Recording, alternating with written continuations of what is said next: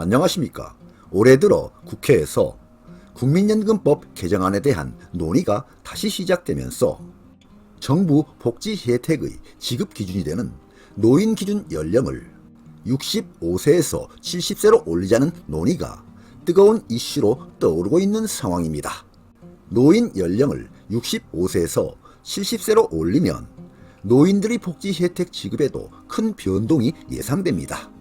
기초연금 지급이 70세로 연장될 수도 있고 노인 지하철 무임 승차가 폐지될 수도 있고 뿐만 아니라 그동안 노인들에게 제공해주던 수많은 복지 혜택도 함께 조정될 수도 있습니다. 어떤 내용인지 이에 대해 살펴보는 시간을 갖도록 하겠습니다. 먼저 65세 이상 노인 복지의 종류 35개를 살펴보겠습니다. 65세 이상 노인 복지의 종류 35개입니다.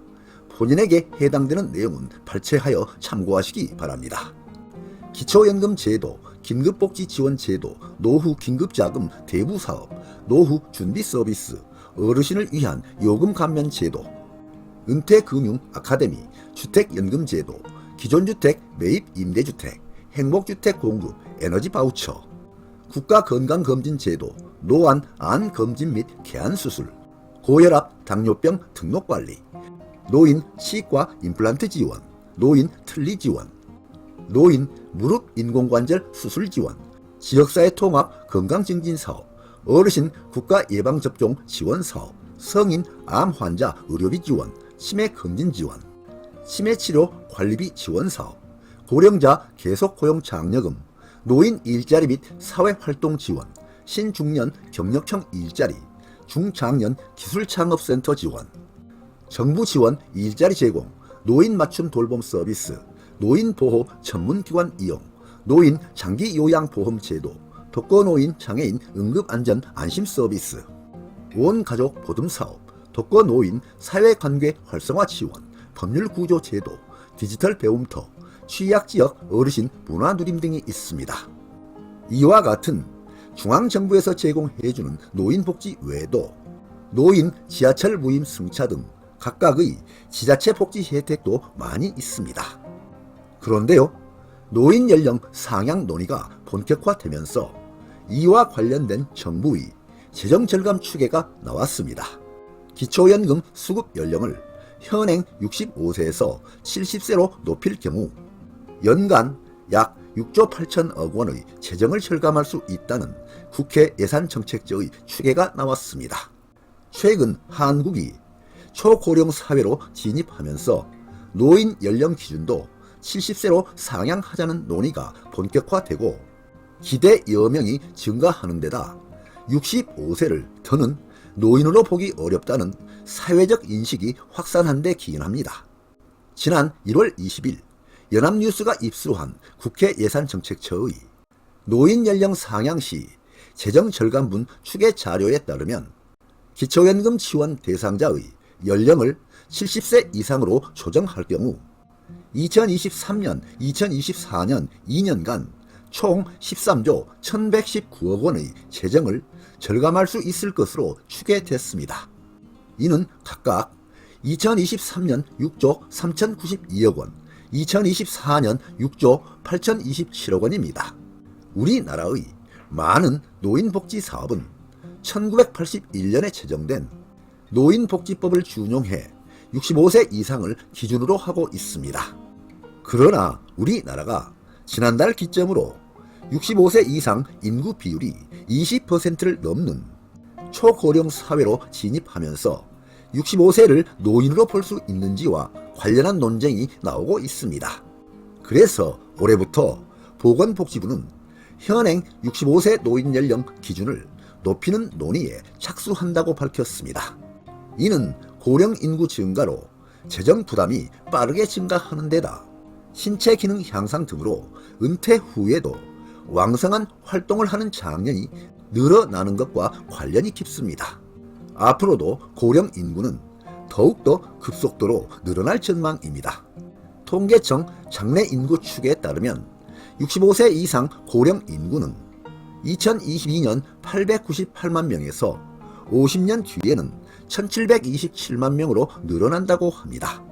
그러니까 2072년 전체 인구에서 고령 인구가 차지하는 비중은 절반가량인 47.7%에 달하게 됩니다.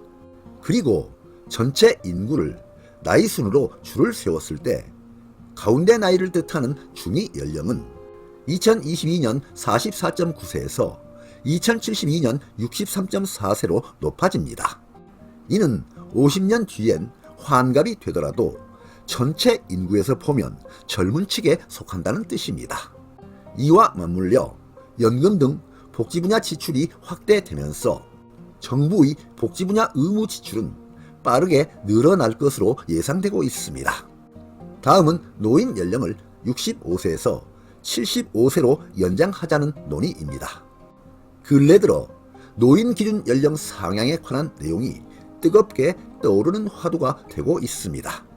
이중근 제19대 대한노인회장이 노인 기준 연령을 현행 65세에서 75세로 상향 조정할 수 있도록 정부에 건의할 예정이라고 밝혔습니다.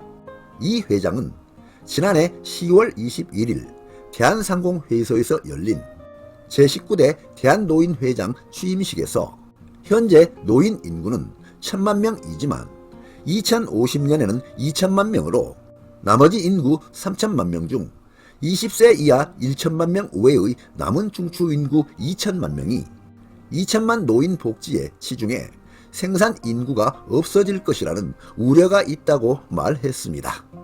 이어서 이에 노인 인구 관리를 위해 현재 65세인 노인 연령을 연간 1년씩 단계적으로 상향 조정하여 75세로 높여 노인 인구를 줄여나가 2050년에는 노인이 1200만 명 정도로 유지될 수 있도록 정부에 건의하겠다고 말했습니다. 이 회장은 국가에서 정년 연장 제도를 도입한다면 정년 첫 해인 65세에는 정년 피크 임금의 40%를 받고 10년 후인 75세에도 20% 정도를 받도록 해서 생산 잔류 기간을 10년 연장해야 할 것이라고 말했습니다. 이에 대해 한 총리는 정부 세종청사에서 기자들과 만나 전날 이중근 대한노인회장이 취임식에서 공개 제안한 법적 노인 연령 75세 상향을 검토하겠다고 밝혔습니다. 이런 상황을 보면 노인 기준 연령 상향은 앞으로 급물살을 탈 것으로 보입니다.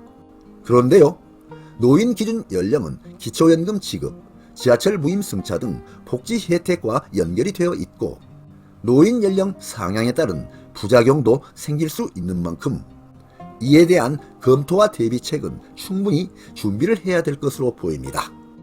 다음은 정년 연장을 60세에서 65세로 상향하자는 논의입니다. 정년 65세로의 연장은 정부기관, 공공기관에서 지난해부터 시작이 되었고 일반 대기업에서도 정년 연장, 재고용인 계약직 등의 방법을 통해 정년 연장에 시동을 걸었습니다. 그리고 통계청의 각종 통계 자료를 보면 최근 고령자의 취업률이 크게 상승하고 있습니다. 통계청에 따르면 지난해 9월 법적 정년을 넘긴 직장인이나 자영업자 등 60세 이상 취업자가 사상 처음으로 다른 모든 연령대보다 가장 많은 것으로 나타났습니다. 다음은 연령대별 취업자 수 현황입니다. 20에서 29세 356.9만 명, 30에서 39세 547.3만 명, 40에서 49세 619.1만 명, 50에서 59세 672만 명, 60세 이상이 674.9만 명으로 나타났습니다. 이와 같은 자료들을 살펴보면 앞으로 정년 연장 진행도 역시 급물살을 탈 것으로 보입니다. 네, 오늘 동영상 주제는 노인 연령을 65세에서 70세로 상향하자는 논의였습니다. 많은 도움이 되시길 바랍니다. 끝까지 경청해 주셔서 감사드립니다.